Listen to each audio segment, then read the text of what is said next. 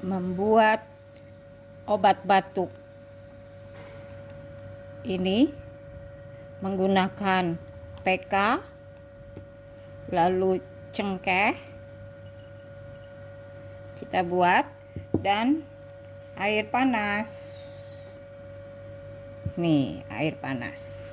Cara membuatnya, untuk satu teko ini PK-nya sekitar 7 buah.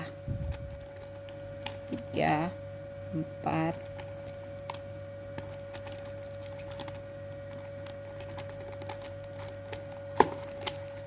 5, 6, 7.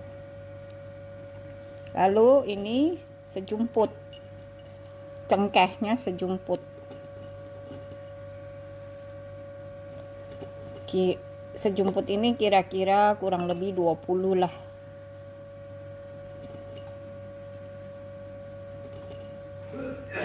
Tara, sudah selesai. Kita tutup.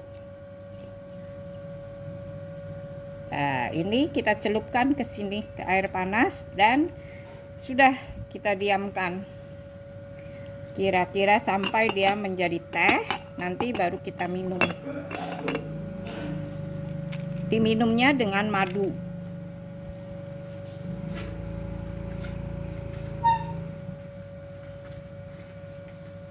Madu alami.